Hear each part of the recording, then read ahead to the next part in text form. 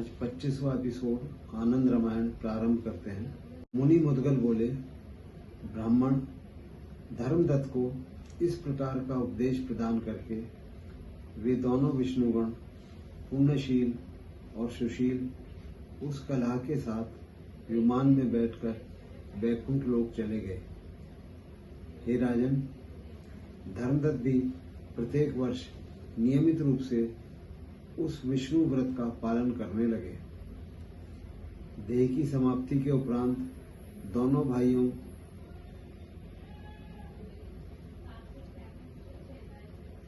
अपनी दोनों भार्याओं के साथ वे भगवान विष्णु के परम पद को प्राप्त हुए। बहुत हजार वर्षों तक वैकुंठ लोक में निवास करने के अनंतर यथा समय वे ही धर्मदत्त पृथ्वी लोक में महान राजा आप दशरथ के रूप में आए हैं। आप अपनी तीनों स्त्रियों के साथ यहाँ आए हैं। साक्षात विष्णु ही आपके पुत्र श्री राम के रूप में प्रकट हुए हैं। भगवान लक्ष्मण शेष के अवतार हैं। शंख ही भरत के रूप में प्रकट हैं और शत्रुघ्न भगवान के सुदर्शन चक्र के अवतार हैं। हे राजन, इस प्रकार मैंने वह सब आपको बता दिया जो आपने मुझसे पूछा था। आप धन्य हैं, क्योंकि साक्षात नारायण आपके पुत्र बने हैं।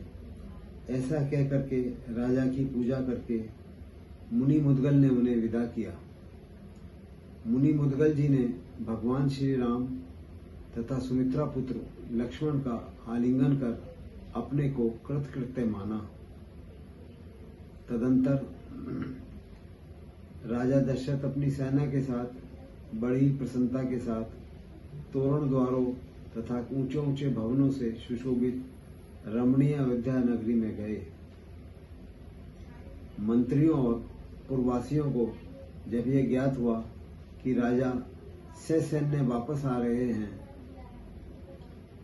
तो उन्होंने ध्वजा, पताका, तोरणों एवं दिव्य सुगंधित चंदन के छिड़कवाक द्वारा समस्त अयोध्या नगरी को सुसज्जित कराया और फिर वे सभी नृत्य, वाद्यों की ध्वनि एवं मंगल ध्वनि को करते हुए सकुटुंब राजा को नगरी में ले आए। श्री राम के आगमन को जानकर वहां की स्त्रियां और बालकों को कमर में रखकर गोपुरों तथा अट्टालिकाओं पर चढ़ गई और उन्होंने स्वर्णिम आभा वाले पुष्पों की उन पर वर्षा की। कुछ स्त्रियां जल से पूर्ण कलश और दीपक आदि मांगलिक पदार्थों को लेकर मार्ग में खड़ी हो गई। कुछ स्त्रियां राजमार्ग पर खड़ी होकर शांतिदायक आरती आदि के द्वारा श्री राम सहित राजा दशरथ का पृथक पृथक पूजन करने लगी।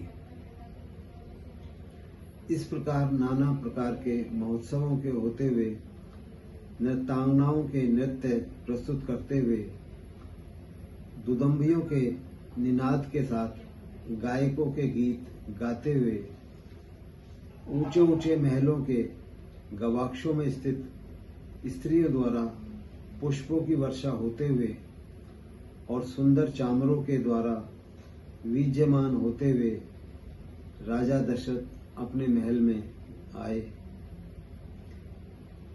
तदंतर उन्होंने राजा जनक के मंत्रीगणों का वस्त्र, अलंकार तथा अश्व, गज और रथ आदि वाहनों से सेवा सत्कार किया और भोजन कराने के पश्चात उन्हें मिथिला नगरी को प्रेषित किया।